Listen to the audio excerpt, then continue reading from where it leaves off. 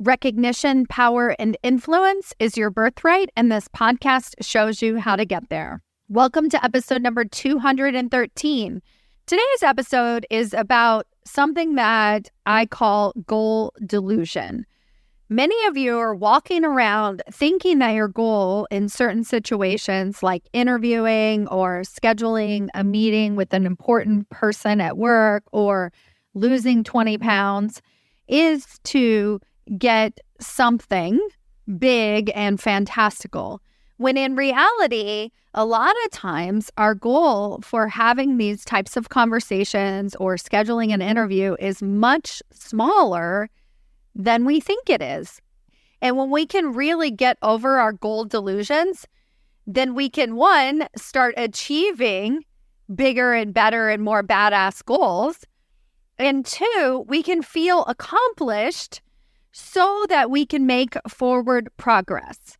So as we enter into 2024, I wanted to take some time to really think about our goals, make sure that we're not being delusional about them, and reset our expectations so that we can get bigger and better results. All right, let's get started. Welcome to Women Changing Leadership.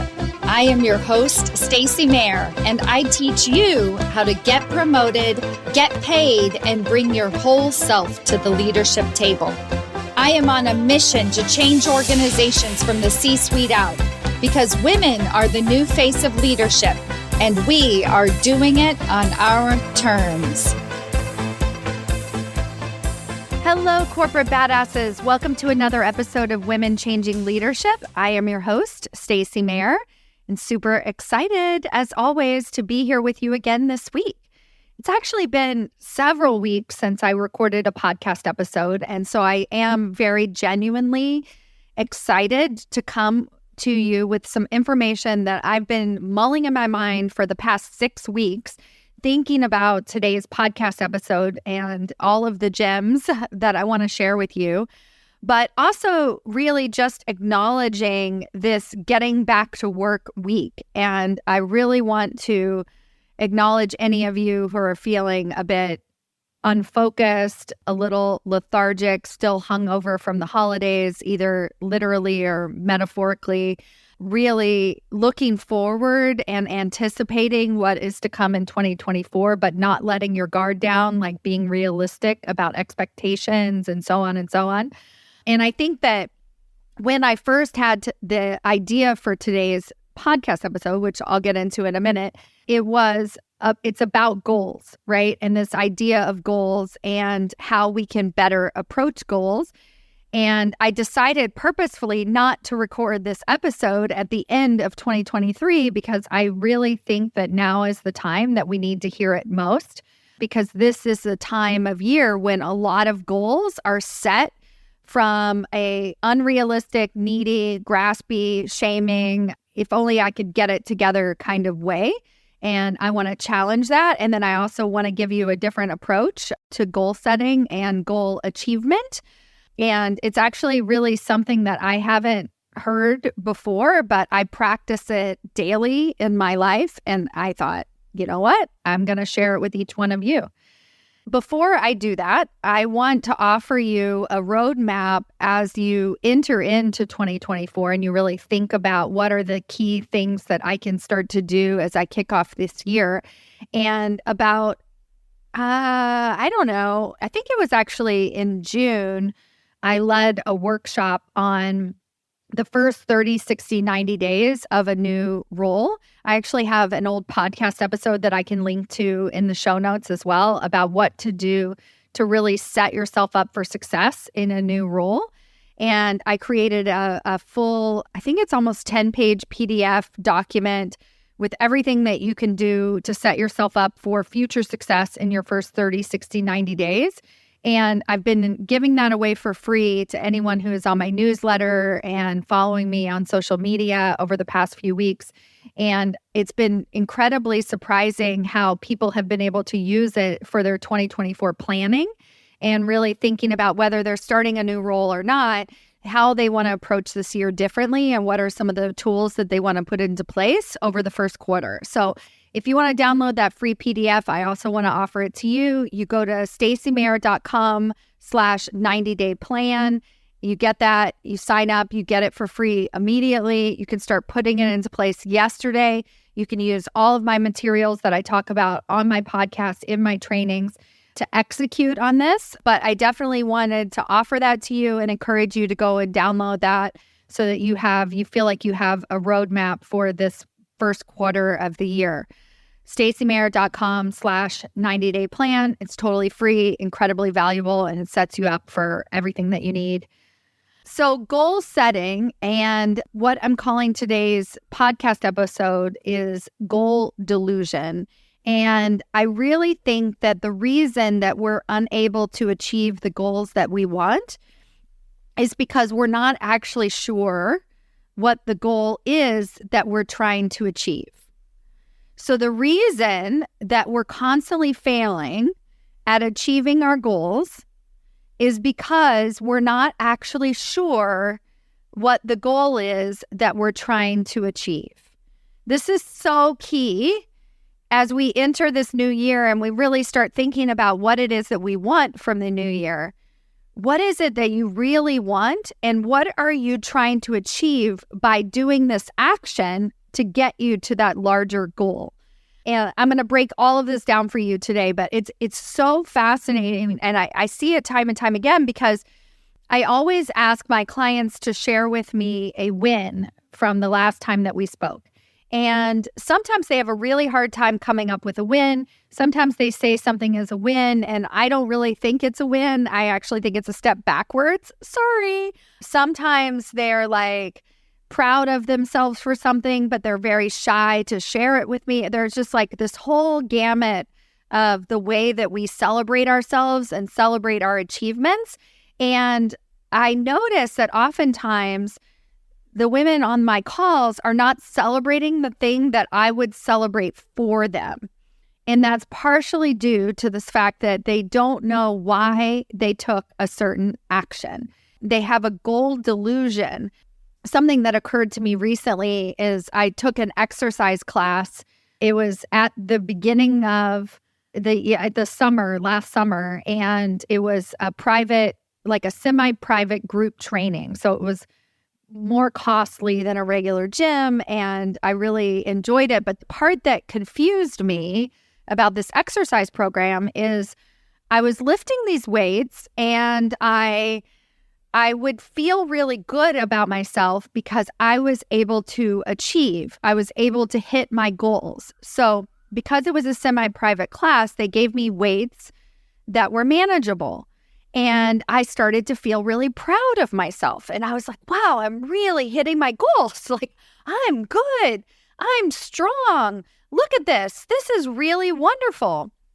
And then I decided to transition that class into a larger group program where I wasn't going to be given the lighter weights or making, I didn't have a trainer that was going to make it manageable for me. And so I had to manage those expectations myself. And I went to the first couple of classes and I felt really bad about myself. And I was thinking that I wasn't strong, that I wasn't able to achieve my goals, that I was like, I can't do this. So I did the manageable exercise class and I constantly felt, wow, I'm doing it. I'm killing it. I'm so good. And then I entered a larger group format where somebody else wasn't managing the weights and the expectations for me. And I started to feel like a failure. And I asked myself, why am I taking this exercise class? And this was actually the birth of the goal delusion, and where I really started to think about the process that I use to create achievement in my life. And I instantly realized that my goal with this exercise class was not to be able to lift a ton of weights, like not to feel accomplished. Not, really, honestly, it wasn't to feel anything. I didn't need this exercise class to feel good about myself. But I also don't want to feel bad about myself. I don't want to go to this exercise class on a regular basis and feel like a failure. So why am I taking this exercise class? Why am I doing this? And I really simplified my goal. I said to myself, I am taking this exercise class to get off my butt, to move around a circuit, to be around other people, and to lift some weights. My long-term goal is to be strong and powerful and, to be able to do all of these weights easily and to just feel like I'm in control and all of those things. But on a micro level, I am taking this exercise class because I need to get off the couch. I need to have a way to be accountable. I need to show up for myself and lift some freaking weights. I need to do something hard. I need to challenge myself. As soon as I switched my goal, as soon as I got more realistic that my goal was not for everything to be easy and for me to feel super strong, then I showed up to more exercise classes. It got very clear to me why I was taking these classes in the first place. It made it very manageable, right? I still have a really hard time doing some of the exercises, but I don't make it mean anything or say, wow, I'm never going to get this. This is so hard, because it being easy is not the goal. When I was taking the other classes, I made it being easy the goal. And now that I was in this group format, I couldn't make it being easy the goal because it was actually just really, really hard. So then what is the goal, right? Why do we do things? Why do we push ourselves? Why do we challenge ourselves? What is really the goal? So that is part of understanding the goal delusion process. And then I have a really quick remedy for how we understand what our real goals are. And I'm going to give you that 2-step process, and then I'm going to lead you through several different examples. And I hope from today's episode that you can apply to yourself, especially if you're doing any one of these things. Like, really ask yourself, what is the actual goal of this exercise class? What is the actual goal of this conversation? What is the actual goal of this interview? What is the actual goal? And then you can start to apply that to yourself so that you can really understand your levels of success, which when we have success, we feel motivated, we do more, we keep growing and growing and growing. So when I was taking those private exercise classes, I wanted to do more. I wanted to keep going, right? Because I was having success every single day. And so what I needed to do if I was going to take the group class was create my own levels of success. I needed to create my own wins. And that's what I did by shifting the goal. I was like, maybe the goal isn't for this class to be easy. So why am I doing it? Well, it's because I'm getting the frick off the couch, right? So that's something to start to think about. So my process of understanding your goal delusion and really understanding what is the actual goal of the situation is to move from the fantastical to the analytical. So I'm going to give you an example here to explain what I mean by this. So let's say I coach you to meet with your CEO and you're very nervous about this. You're like, okay, Stacy, that seems like a very bad idea, but I'll do it anyway. And then you're leading up to the meeting and you're overthinking it and you're figuring out all the different things that you're going to talk about with your CEO, and you want to put together a whole PowerPoint presentation, and you're getting yourself all fired up and worked up and ready for this conversation because you're just going to knock it out of the park. If you're doing all of that work on the back end, it's because you think the goal of the meeting is to impress the CEO.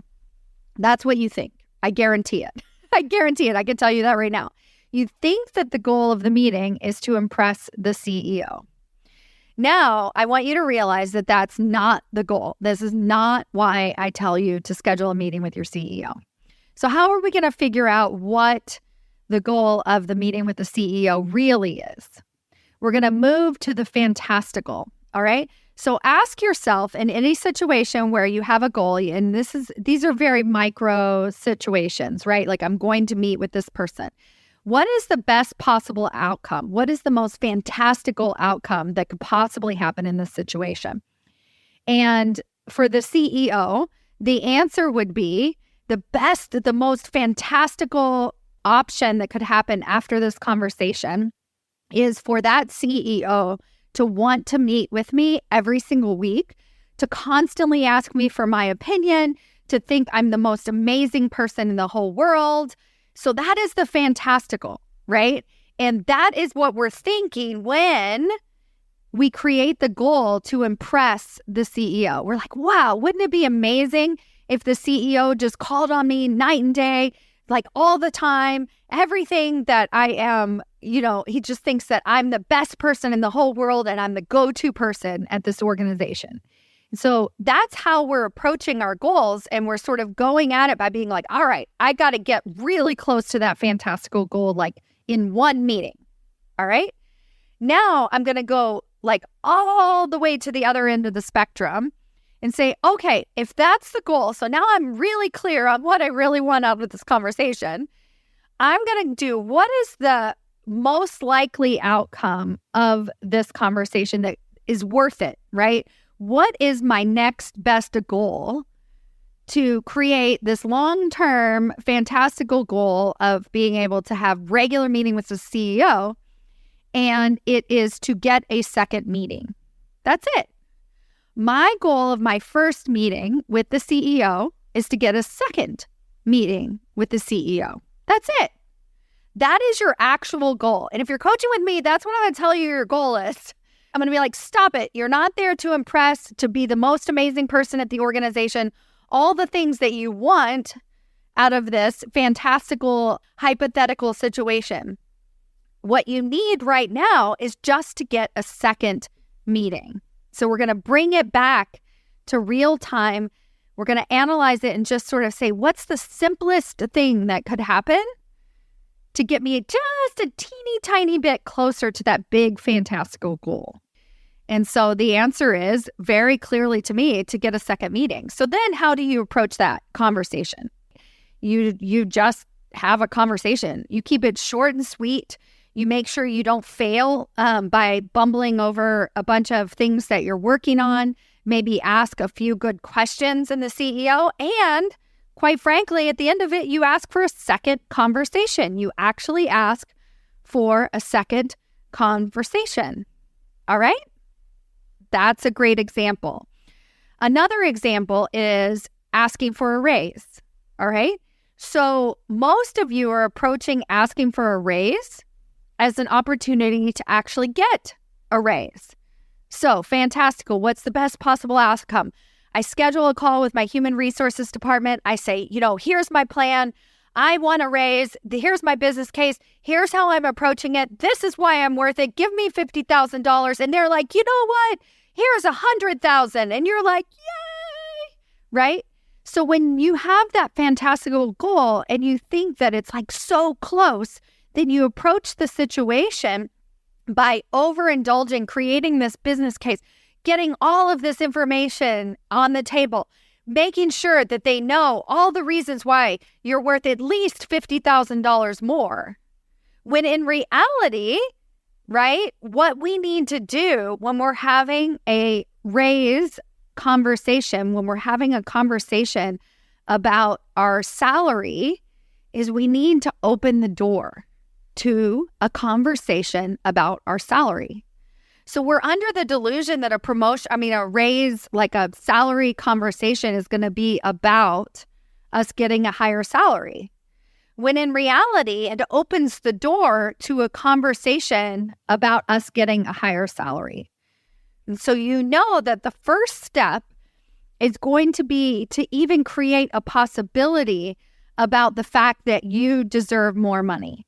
You want to understand their process. You want to understand what kind of business case you need to put together. You feel proud of yourself because you even reached out to the person to have the conversation in the first place. All of those things are a better goal than actually getting the raise. Of course, that is our goal. Just like the goal with the CEO is to have regular meetings with the CEO, that would be amazing. But when we're thinking that that's going to happen out of the gate, when we think that going to the exercise class is going to just automatically be easy for us, then what we do is we feel like a failure over and over and over and over again. And then we stop going. We stop doing it. And so we have to remind ourselves of our real, actual goals in every situation. So let me just kind of rattle off some more so that you can take note and see if this is something that you're doing. So what is the goal of interviewing? So most of you would say that the goal of interviewing is to get the job, right? And I want to get the job. So then therefore, I'm going to go on this interview and I'm going to wow their socks off. And that's the fantastical, right? They're going to be like, sign me up, right? And so then what do? We put all our eggs in one basket. We overanalyze the organization. We think that, is this the right job for me? Like, should I take this job? Even before we've gotten the interview, we're just sending in the application and we're overthinking it. We're acting as if we got the job. We're making sure we have the perfect cover letter, that we prove everything to them, that they're just like, you are the best thing ever in the whole world. And then they hire us. And that's how we're approaching even just submitting our application. Whereas the next best step to getting hired is to get an interview. That's it. That is a huge win. I got an interview. I had a conversation. And so the first thing that you want to do is spend as little time as possible getting your resume to a certain point where it passes the algorithm so that you get in the door and you have a conversation. When we're thinking about interviewing that way, then also what we're doing is we're thinking about what are 10 organizations that I can interview at. Because my goal is to figure out my resume as quick as possible so that I'm consistently getting interviews. And then we create another micro goal, which is how do I get to the final round of the interviews? And then we create another micro goal, which is how do I actually get the offer letter from multiple different companies? And so we're creating these small achievements along the way that are creating this bigger, fantastical goal is actually starting to become a reality, but we're making forward progress. We're really moving forward and we're getting out of that trap of imperfection. Right? We're breaking free from taking this fantastical goal and making that the end all be all, the whole reason for our existence, the reason that we're constantly feeling like a failure. Another goal that we often get wrong is posting on LinkedIn. This is one that I see a lot of people do, is they think, if I create a posting plan on LinkedIn, then I can be seen as a thought leader. I want people to really know about what matters to me. I want to appear as a professional. I want lots of people to give me calls all the time, just like, ask me for interviews. I want to speak on panels, whatever that might be for us, where we just become this influencer, so to speak. So we have this fantastical goal by posting on LinkedIn that we're going to become this influencer. And that's a great goal. And a lot of my clients use their platforms like LinkedIn and podcast episodes to become that influencer. But what happens is when we think that that's the goal, that's the actual goal, and we don't make any forward progress, and we're sitting there in paralysis because we realize that we have to come up with the perfect idea. We have to come up with the idea that's not going to offend our organization or make them think that we're thinking about leaving and starting our own business. We want to make sure we get a ton of likes on that particular post, right? We're overanalyzing what it's going to take to become that influencer. And so then we're not doing anything at all. Now, the funny thing about LinkedIn is my philosophy is not to post at all.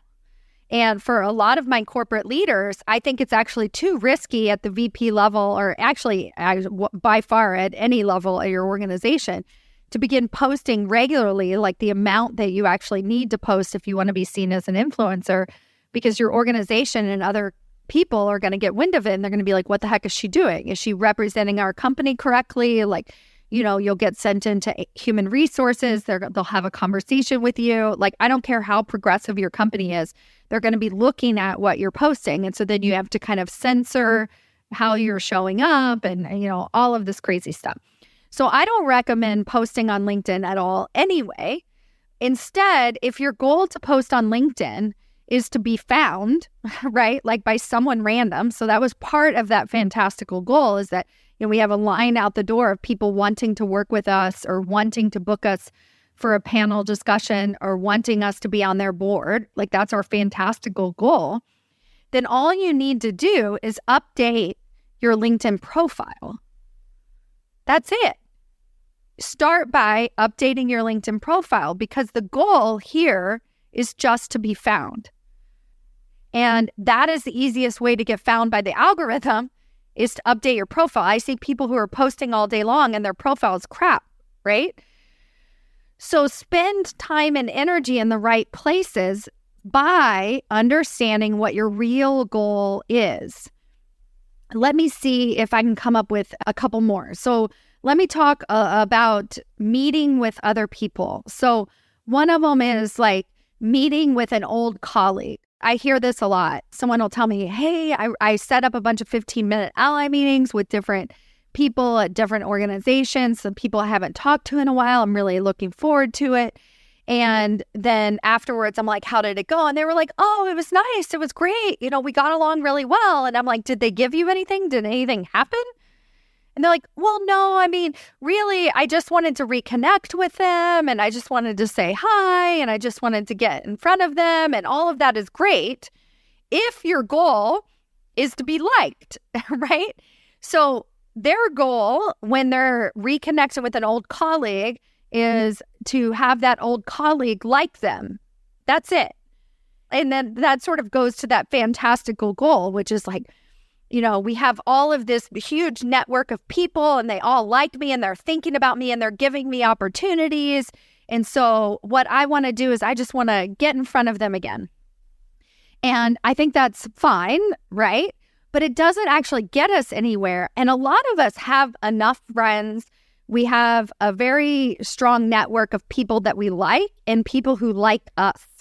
And so you really want to think about networking with old colleagues and people in your network if you're not just trying to add to your friend database, but you're really doing it from a genuine work standpoint and wanting to expand your career and opportunities, then you need to think about these connections as touch points to other connections. So your fantastical goal is to just have this huge network of people and they're calling on you. And so you schedule an appointment with an old colleague and they really like you, but yet you didn't actually take the time to get introduced to anybody that they know. You didn't take the time to really expand your network, to schedule a follow-up conversation, to make sure they introduce you to somebody at their organization so that you're just getting to know more and more and more and more people. And the goal when you have these conversations is, yes, of course, for them to like you, but you need to, at some point in the conversation, ask them to introduce you to somebody. That's it. So many people start with this big, huge goal. And you already see how that's creates paralysis, right? It's the reason that we have New Year's resolutions and then we don't follow through because we have this big, fantastical goal. I want you to have that big, fantastical goal, but then I want you to break it down into a micro goal, and analyze it and say, what is the simplest, best possible outcome that I could have in this particular situation to move the needle forward towards my fantastical goal. If you do 10 of those a week, you are going to be closer to your big fantastical goal in a better way than spending 10 hours preparing for your conversation with human resources about giving you a raise. You just need to have that first conversation to even open the door. You just need to schedule the meeting with your CEO. That is the goal. Get in the door, get in front of people. We want people to see our face. That is the goal. We want people to even recognize our name. So many of us are procrastinating scheduling 15-minute ally meetings because we want to impress other people, when really the goal is just to have people recognize us. We just want people to know who we are. And this is so important for all of your goal achievement, for understanding your wins, for making forward progress, and also for being a dynamic executive leader. Because if you can begin to understand this for yourself, then you can translate this to other people. This is what I'm doing in my coaching sessions is I'm translating it for everybody on the other side. And I'm reminding them of what the goal is so that we can pinpoint what is it that they really need to say in this conversation. What's the one non-negotiable? Why are they doing an interview in the first place? What's the point? Where are they at in the process? Is it for the interviews to be easy? Or is it for them to just have an interview, right? And I think that understanding our goals, understanding where we're being delusional is such a key to future success. So I hope this was useful. I hope you can apply it to some of your goals in 2024 and get more realistic and also make faster, more decisive forward progress. If you're interested in having some help in this area, this is what I do with my one-on-one coaching. I have an 8-week program. I'm making this accessible for everybody. It's a jump start so that you can really get used to, hey, where are you focusing on the wrong things? How can you point your attention in the right direction so that you can make faster, bigger, bolder forward progress and really have the power and influence at your organization that you already deserve? All right, thank you all so much for listening, and I'll see you next week. Bye.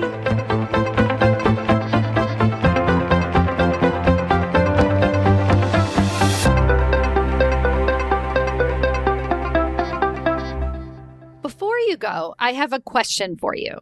Do you know how close you are to your next promotion? Really?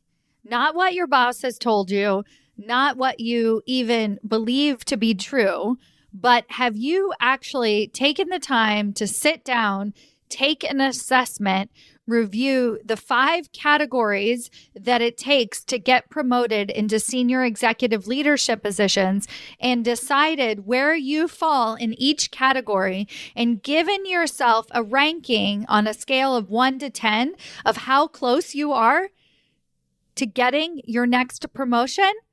Have you done this? Well, now's your chance. If that feels interesting to you and you're like, hey, I want to know exactly how close I might actually be or how far away you might be and what it's going to take to get you even closer, then I invite you to take my promotability quiz. This is a quiz that I put together with practical tips that actually tell you where you're lacking and where you're winning. What are the areas that you actually need to improve and not necessarily what your boss is telling you all the time so that you can take concrete steps towards landing that next promotion and changing the face of the leadership table. Go to yourpromotabilityscore.com to take your free assessment today. Yourpromotabilityscore.com and let me know how it goes.